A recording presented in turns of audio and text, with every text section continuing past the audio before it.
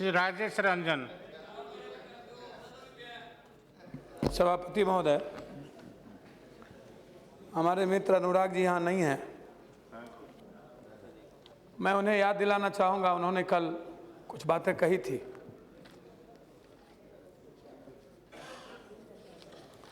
अनुराग जी ने कल कहा था कि हमारी सरकार न्याय की कसौटी पर खड़ा है। पुनः मुझको भवा 56 इंच का सीना, 9 साल गुजरात में लोकायुक्त का बहाली नहीं होना 56 इंच के सीना का नमूना है। और खोदा पहाड़ निकली चूहिया, फिर चूहिया की चूहिया। जो देश न्याय देने की बात आप उस करते हैं देश को, कम से कम इंसानियत को और अपने घर को तो न्याय दे दीजिए, जिसके बारे में अब मुझे कुछ नहीं कहना। पूरा देश जान रही है कि किसको न्याय देना चाहिए और किसको नहीं देना चाहिए। मैं उनमें नहीं जाना चाहता हूं, लेकिन जो बात यहां पर हो रही है उसके पहले हम कहना चाहेंगे कि पहले हम अपने अंतरात्मा में, यहां जो बैठे लोग हैं, जो इंटरनेट पर और पूरा का पूरा मीडिया पर आप देते हैं कि 25,000 करोड़, हजारों करोड़ रुपये और आपके यंत्र पर, आपके प्रचार पर, प्रसार पर किनके पैसे लग रहे हैं? हमाम में शबनंगे हम लोग यहां एक दूसरे को गाली देने बैठे और पूरी दुनिया देख रही है। हर डाल पर उल्लू बैठा, अंजामे गुलिस्ता क्या होगा? कहना चाह रहे हैं साफ कि आप जो यहां बैठे हम लोग हैं, काला धन पर जो चर्चा कर रहे हैं, तो सबसे पहले हम बाहर नहीं जाएंगे। सब लोगों ने कह दिया है।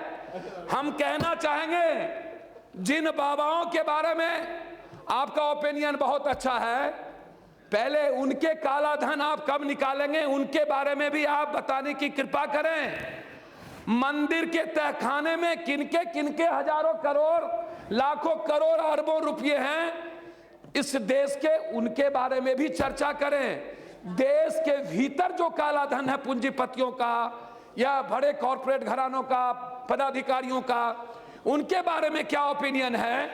इन पर चर्चा हो रहा। सूची आपके पास है, सूची के बारे में कुछ कहने की जरूरत नहीं है। क्या आपका नेता क्या न्याय कर सकता है? मैं कुछ नहीं कहना चाहता हूं। मैं सिर्फ आपको आपके पार्टिसिपेटरी नोट स्टॉक एक्सचेंज के बारे में, रियल एस्टेट में निर्देश होता है और यहीं से काला धन बन के आपके बारे में स्पेशल, अब लीजिए आपको आवाज भी नहीं सुन, special circle of black money के लिए सेबी और रिजर्व बैंक ने पार्टिसिपेटरी नोट को बंद करने के लिए कहा था, लेकिन आज तक सरकार ने इस बंद नहीं किया। काला धन जैसे मुद्दे पर काला धन वापस लाने और काला धन भेजने जैसे कार्य लगातार जारी है। जब तक सेबी और रिजर्व बैंक के सलाह को सरकार मान नहीं लेती, तब तक काला धन आप वापस कैसे लाएंगे? दूसरी तरफ तिथि विदेशी संस्थागत निवेशक द्वारा जितनी भी काला धन देश में आया है, उसकी जांच के बारे में भी आपसे कही गई है। तीसरी, विदेशों से जो काला धन रियल एस्टेट में लगाए जा रहे हैं, और दूसरी तरफ आप रियल एस्टेट के क्षेत्र में छूट देने की बात कर रहे हैं। क्या ये काला धन को बढ़ावा नहीं है? ये आपकी सरकार क्या ये नहीं करना चाहती है? ये दूसरी चीज, संस्थागत निवेशक FII के माध्यम से जो भारत में पैसे आ रहे हैं और भारत से जो पैसे जा रहे हैं, मैं इस पर आपसे पूछना चाहूंगा कि इनके बारे में आपकी क्या राय है? और बहुत ज्यादा मुझे कहने की जरूरत नहीं, क्योंकि सलीम साहब ने जिन बातों को उद्धृत किया है, मैं उनके बातों से, और आदरणीय मुलायम सिंह यादव जी ने जो बातें कही है, मैं उनके बातों से सहमत हूं, और हमारे कई मित्रों ने। लेकिन मैं एक बात जरूर कहना चाहूंगा कि हमेशा कांग्रेस को गाली, यूपीए को गाली, अब गाली देने के लिए नहीं, आप ब्लैक मनी बाहर से लाए या कहां से लाए, आपने वादा किया है कि हिंदुस्तान के गरीबों को 15 लाख रुपया देंगे। तो वो 15 लाख रुपया आप देंगे या नहीं देंगे, ये बहुत बड़ा सवाल है। आप पैसा कहां से लाएं, नहीं लाएं, आप किसके साथ जाएं? जो सरकार दलालों बिचौलियों, मुझे तो आश्चर्य है, ये मुंगेरी लाल का हसीन सपना आपने दिखाया दुनिया को, इतना बड़ा सपना। नटवर लाल और चार्ल्स सोबराज भी फेल कर गया इस देश का आपके सामने। आश्चर्य तो इस बात का है।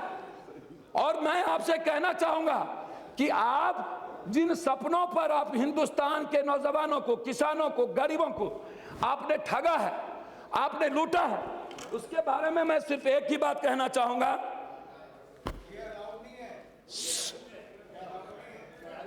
रामपाल ने लूटा कबीर के नाम पर, आसाराम ने लूटा हरिओम के नाम पर, बीजेपी ने लूटा राम मंदिर के नाम पर, मोदी जी ने लूटा अच्छे दिन के नाम पर।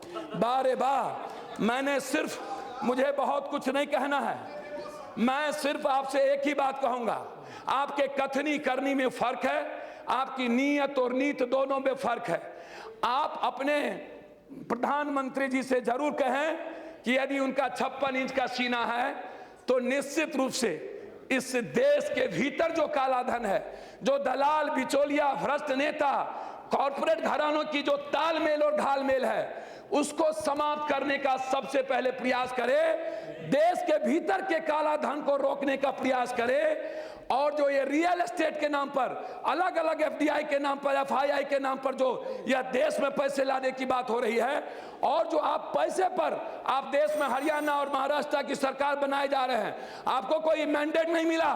आप शिवसेना के साथ होते तो आपको पता चल जाता, महाराष्ट्र में आप सरकार नहीं बना पाते। आपने शिवसेना से अलग होकर के बिहार और यूपी का वोट लेकर के आप सरकार बनाया। आप यहां पर आप गैर जातों का नारा देकर के आपने सरकार बनाया है। आप सरकार नहीं बनाए, आपको कोई मैंडेट हिंदुस्तान में नहीं मिला। मैं आपसे सिर्फ यही कहना चाहूंगा कि आप इस देश के सबसे बड़े, देश के नौजवानों को और गरीबों को ठगा है। आपको माफी मांगना चाहिए, क्षमा मांगना चाहिए देश के 100-120 करोड़ लोगों से। और जब आप नहीं मांगते हैं, और काला धन, मैं कह रहा हूं मैं कि नरेंद्र मोदी जी इस जन्म में काला धन नहीं ला पाएंगे। अमेरिका जब नहीं ला पाई, अमेरिका जब समझौता कर सकती है, तो नरेंद्र मोदी जी जिस अमेरिका जाने के लिए आप परेशान हैं, तो आप कहां से काला धन लाएंगे? ये सही बात है और यही सबसे सही है। मैं आपसे कहना चाहूंगा कि आप काला धन, बहुत बहुत धन्यवाद अध्यक्ष जी। बहुत ही गंभीर विषय पर बहस चल रही है।